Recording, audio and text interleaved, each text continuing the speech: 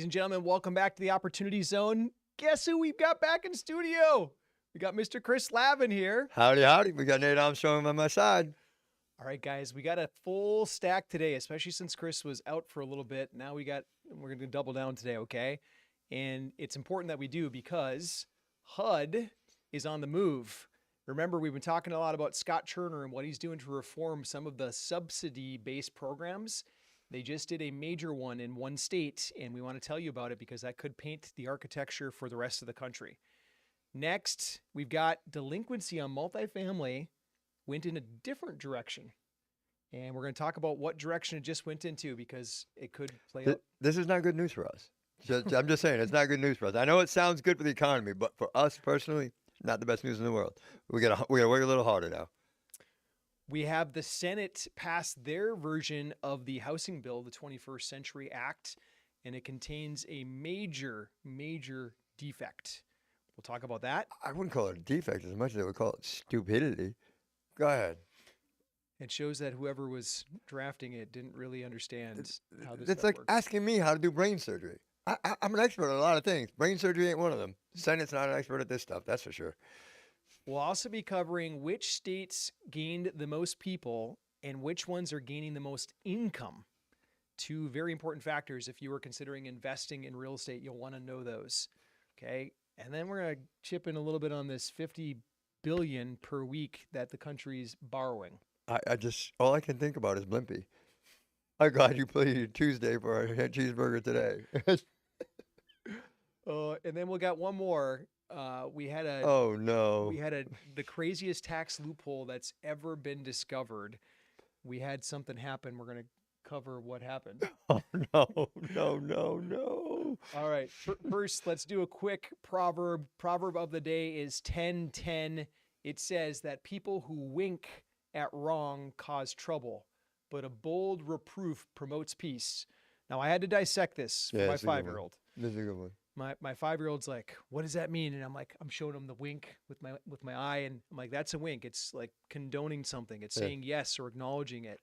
And so what this proverb is saying is that people who are acknowledging and letting bad happen, they're in the wrong, almost as much as the person that's doing the wrong.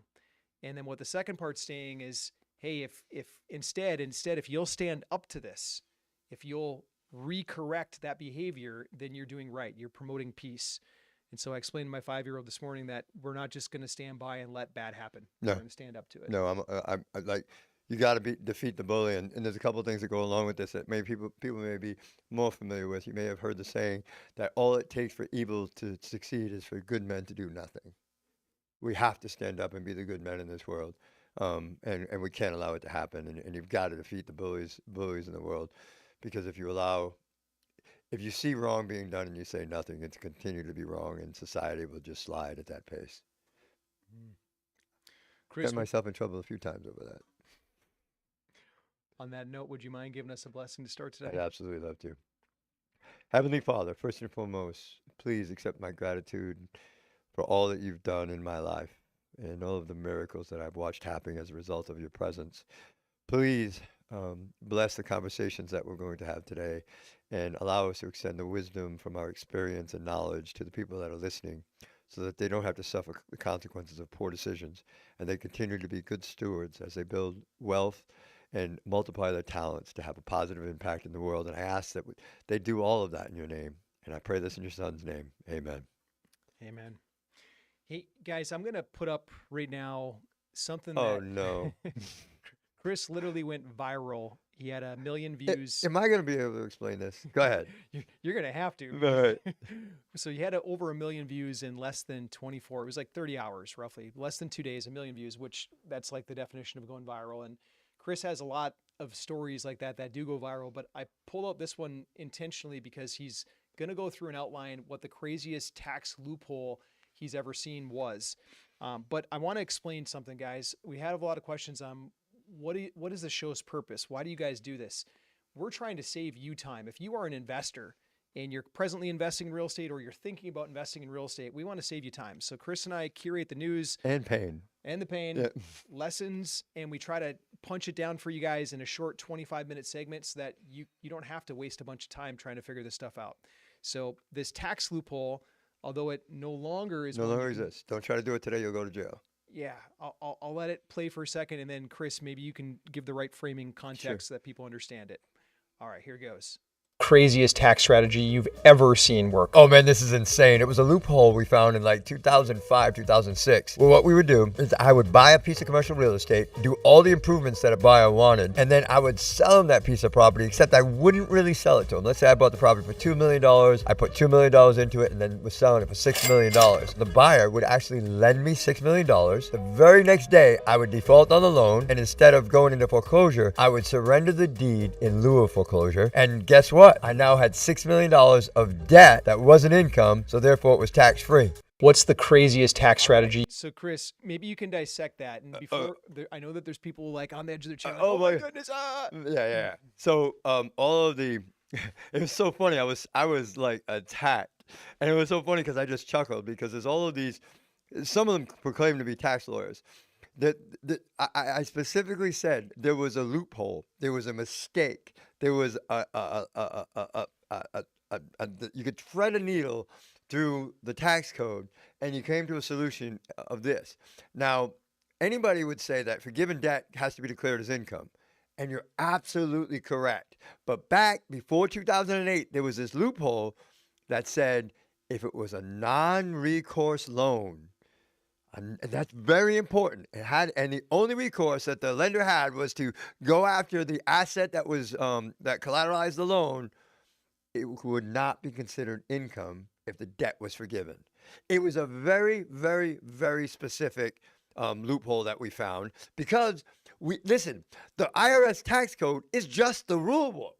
All you got to do is get real familiar with the rules, and you can benefit from it. It like the same people that were saying, "Oh, it's fraud and this and that," they didn't listen to me. They didn't follow what I told them.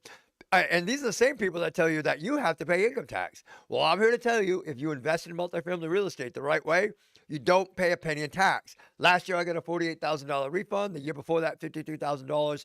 And I make a lot of money. God has blessed me with that ability. I distribute it to the best of my ability to help people. But at the end of the day, I am making a lot of money, and I'm not paying income tax on a regular basis. I'm kicking it down the road, deferring it, so to speak, until the day I die, utilizing multifamily real estate. Now, those same people that said that was fraud would tell you that I can't do what I'm doing today. And by the way, our president did it. And during his, what were they called? The debates. Yeah, Clinton says, "You made $1 billion and you didn't pay a penny in income tax." And he said, "That's right, because I'm smart. If you wanted to stop me, you should have changed the IRS tax code." And so that's what we're doing, is we read the rules, we understand the rules, and we're playing by the rule book. Not committing fraud, not doing anything illegal. Believe me, you don't want to tackle with the IRS. And Chris, I'm going to bring this one up now because literally there is a real life bill on the table right now that would essentially eliminate the bottom tax bracket and dump all of the burden on the upper tax brackets. That's correct. And so there's a term for that. Which term? It's called socialism. So let me put it in perspective. What it's saying is that if you're a New Yorker, then and you're in the top couple of tax brackets, then it would push your federal rate would be 73%. Wow. And if you're in Jersey, it would push you to 69%. So imagine if you had 69% of your income taken in taxes. Wow. You got to know these rules. And I'm not saying that this is the law today because it's just a bill, but a bill can become a law. Yeah, very easily. A similar bill was passed in Washington State, and it's about to be passed in the state of California. What is wrong with these people? Like, dude, I don't understand. Like, if you look at the liberals and the politics involved in all this, go back 10 years, and all this insanity started in Washington and in California with the way the government was ran there. And now they're getting to the place where they have 73% taxes. And now you want to do that in other places in the country? Like, it works so well that we're going to do it in volume? I think people are nuts. What like... Chris, before you lose your blood pressure, let me show you one more in good old California. This is real life. They were professing for the last couple of Oh, months good Lord. that there's no fraud. Please no. But I want you just to hear this straight from her lips. Working families are squeezed by rent, corporate greed, and the rising costs of living. The economy is in shambles. ICE raids continue to terrorize our families and destabilize our city. The federal government is threatening to strip housing vouchers from mixed-status families in public housing, which could push thousands of people closer to homelessness overnight. So she used the word mixed family status. But we're talking about criminals. Like, let's call them what they are. These are people that are in our country illegally. Listen, I have no problem helping people that got here follow the rules, do what they're supposed to do. Your in-laws. Oh my gosh, these people know more about how our government operates than most high schoolers graduating from high school today, right? So these people did exactly what they needed to do to come into this country. They are entitled to the things that any American citizen is entitled for. These criminals, and that's what they are. They're here illegally. They broke the law. You're here illegally. If you're an illegal, that means you broke the law. Not mixed status families. I fucking go with mixed status family. These people are criminals, and we're giving them benefits. It doesn't make any sense to me. Why should I be working so hard so that I can support the school system, I can support the programs that support the people of this country that are here legally, that are American citizens, that need it, and it's being drained, and they're complaining about their benefits being taken away. They never were supposed to have these benefits. It does. Why don't we just ship the money to Mexico instead, right? It doesn't make any sense. Somalia. Oh my gosh. Oh, don't get me started on the agendas of some of these programs. Oh my goodness. Okay, next one. There is somebody in Washington trying to solve this, and his name is Scott Turner, and he's the Secretary of HUD, and he literally is working right now. He worked with the governor of Arkansas, Miss Huckabee, and Miss Huckabee was able to pass Wait a minute, Huckabee? in her state. Yeah, daughter. I loved Huckabee. He was my favorite governor. Dude, that dude was so cool. I'm sorry to interrupt you. No, you're good. This is her daughter, and she's the governor of Arkansas. And what's happened is that they were able to take what Scott's vision is for the federal government, for HUD, and attach work requirements to the vouchers. So if you're going to get free money for housing, you got to go to work every day. Thank you, God. Somebody has some sanity. You're not smoking, sitting at home on the couch, smoking weed all day, playing Xbox and collecting a check. Listen, there are people in this world that need a hand up. So this system and this program could be so detrimental because people get used to living this way and then they don't know how to transition out. So I'm all for this. Listen, there are situations, circumstances in life where you just need some help. I'm all about it. Get the help that you need. Restore your pride. Go back to becoming a working part of society. If you cannot work because you're physically disabled, this does not apply to you. This applies to the people that are just sitting at home, collecting big fat checks to do nothing. And by the way, having another kid to increase that check size. Yes. I misreported one thing, Chris. I want to correct myself on. It was Sanders. It's Governor Sanders. Right. Because I love Huckabee. And when you say, Huckabee was great. That dude would not rebuild the government mansion after it was falling down because it cost $13 million. So he parked a double wide in the driveway. And that's where he lived while he was governor because he wouldn't spend the money. And that's very apropos for Arkansas. I get that. But I love that guy with his flat tax and the federal sales tax. I love that guy. So I was hoping it was his daughter. I'm pretty sure he got appointed to something in the Trump administration. I hope so. I really enjoy that guy. All right, next This up, is bittersweet, this next one. delinquency rates are dropping, and they had been going up and up and up. This means that people heading into foreclosure, people not paying their loans on multifamily property, this is the first time we've seen in a bit here that it's actually taken down. This is great for the economy, not so good for us. We have to work harder because as these things are going into default, that's where we excel. Like we've got one property right now in Atlanta that's 1,000 units that's in terrible shape because of the management. It just needs some love and some attention, and we're getting a heck of a deal on that. We're looking at one deal in Clearwater right now, same situation, 43% occupancy. They need some love, and they're delinquent and all of that stuff. So as these rates or these delinquencies pull back, that means that the market is getting smaller for the problem deals out there. That's where we make all of our money. We go in and get these deals that need the help, put the help in, put the finances in, get it restabilized, and bring the value back up to where it needs to be.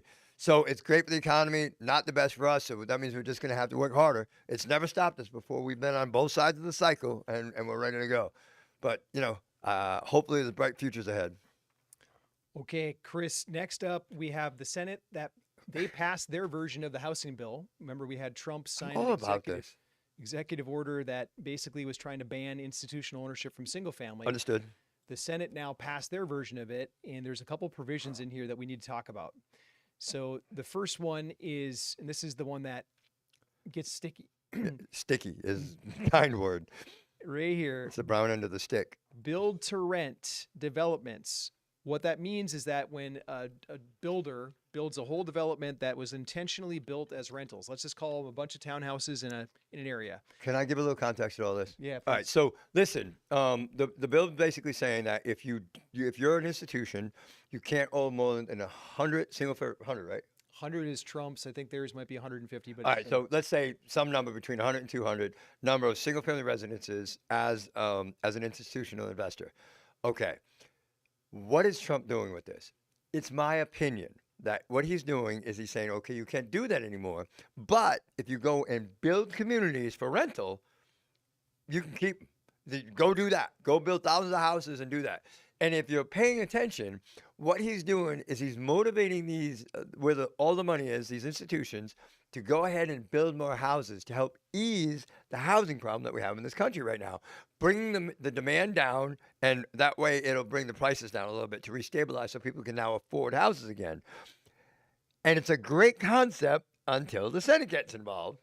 Yeah. So the Senate, they add a layer to it, and their layers is this: if you're going to build it, a build to rent community, you have to sell it within 7 years. That's insanity.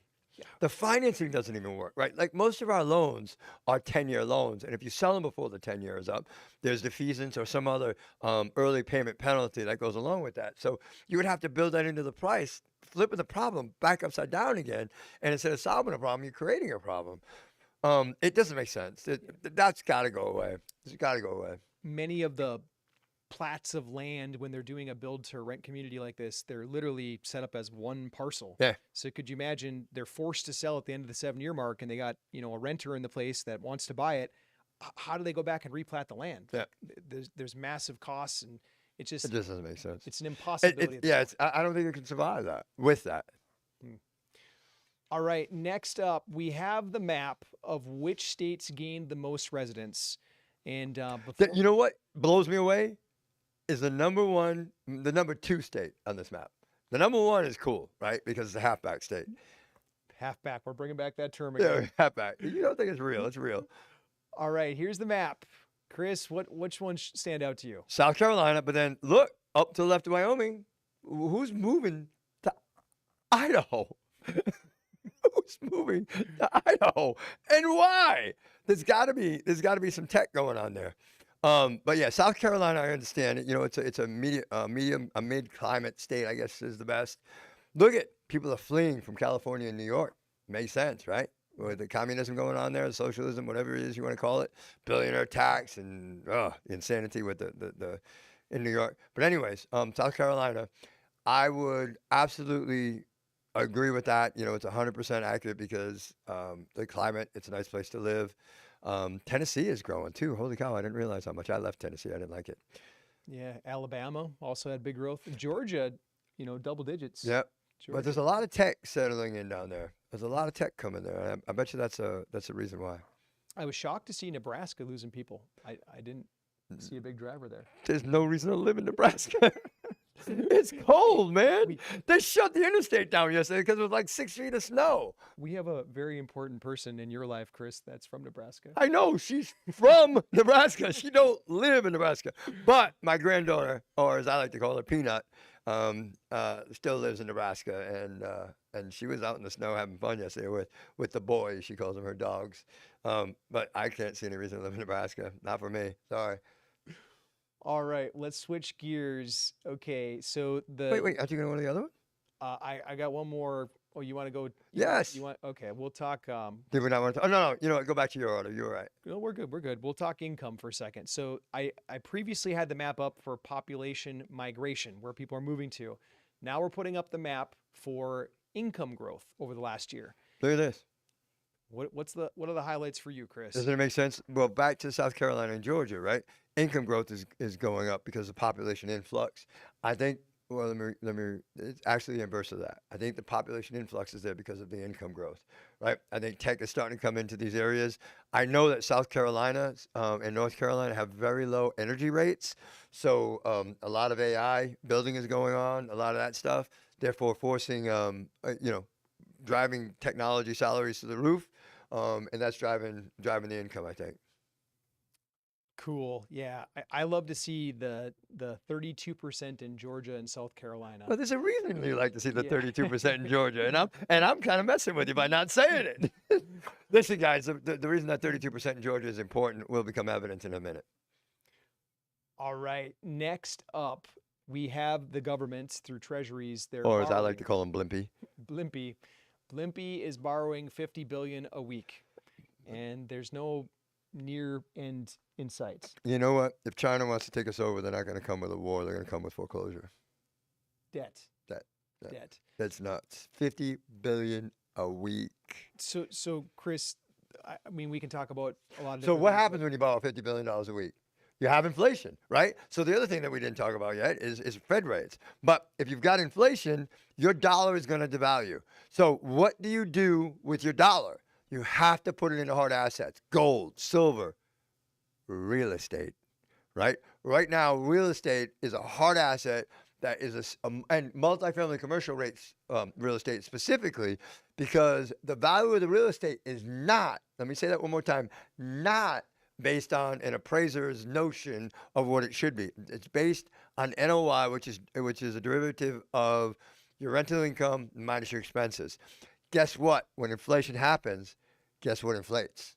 Rents. So rents go up, the value of the real estate goes up, even though inflation is going up, therefore driving the value of your hard asset, real estate or multifamily real estate, up. So one of the safest investments for us at this time, and it's our primary investment vehicle, is multifamily real estate, period.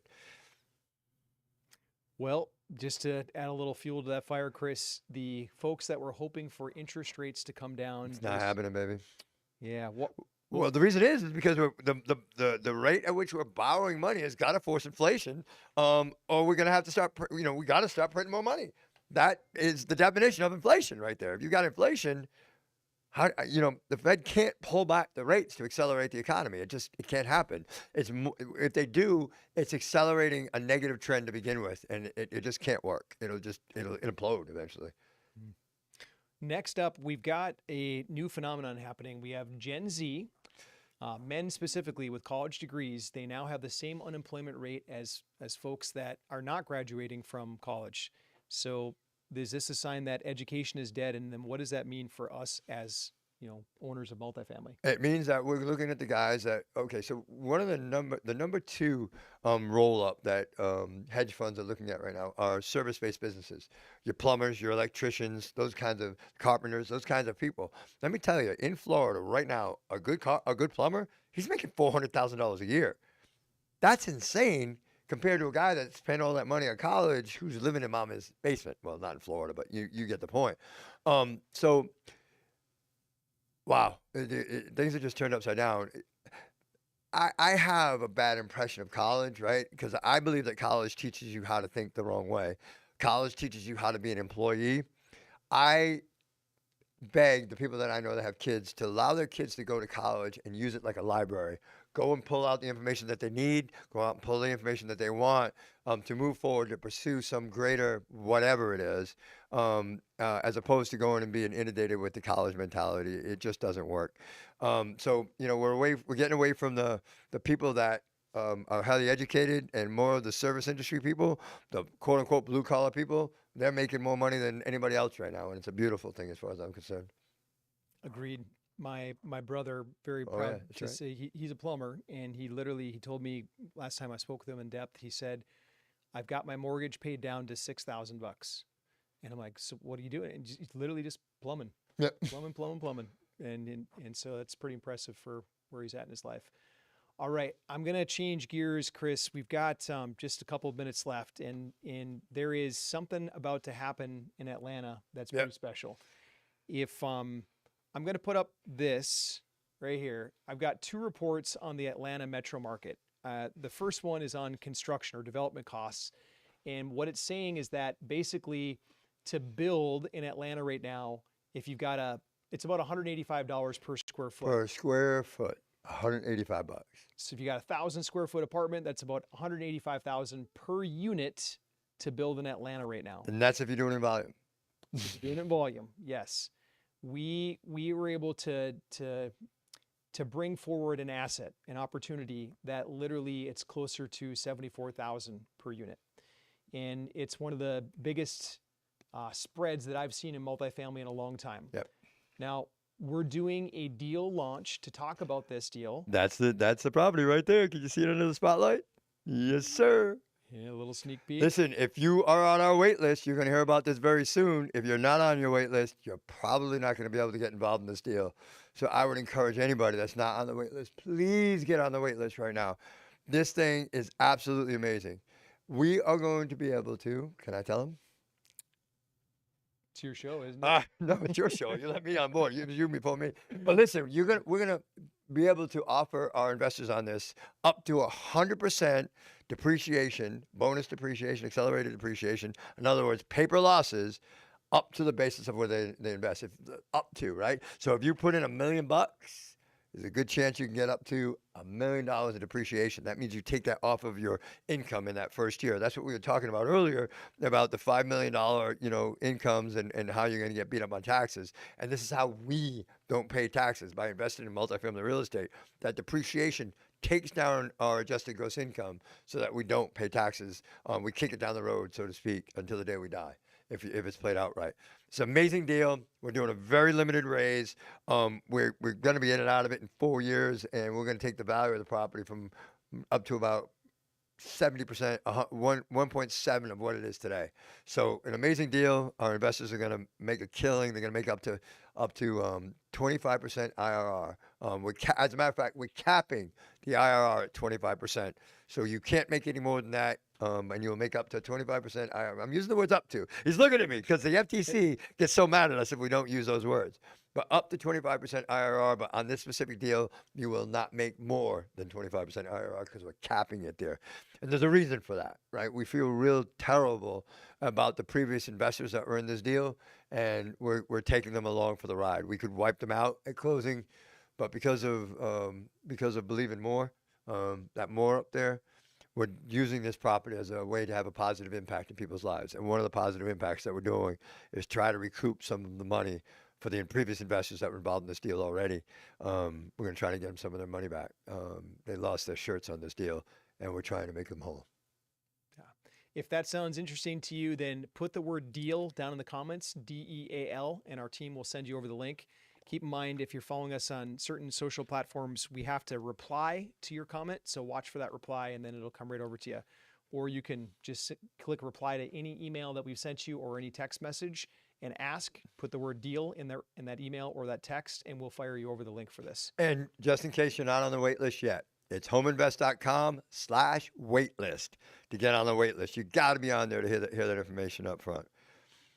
Chris, what do you want to do to close this down? I want to ask one more question, and please put a comment in the comment section below. We are considering having a phone up here for the end of the show for people to call in and ask questions like an old radio type show. If you're interested in having that available to call in and ask questions at the end of the show, put call in the comments below, and we're going to take a vote and see if it's worth the energy and effort to do it. If you're interested, we'll take it out. But listen, I want to thank every one of you for showing up today, because you allow us to be good stewards of the talents that God has blessed us with. If you weren't here, we would not be able to share them. We would not be able to double the impact in the world that we're able to do by sharing our knowledge with you. We hope that you take what we teach you to go and make a positive impact in the world today. Because I know that God has blessed my life in amazing ways. And God doesn't love me any more than he loves you, and he doesn't love you any more than he loves me. So please, please, please take the talents that God has given you, go out, be fruitful, multiply, and have a positive impact on the world. God bless you all, and thank you for being here. Bye, guys. Bye.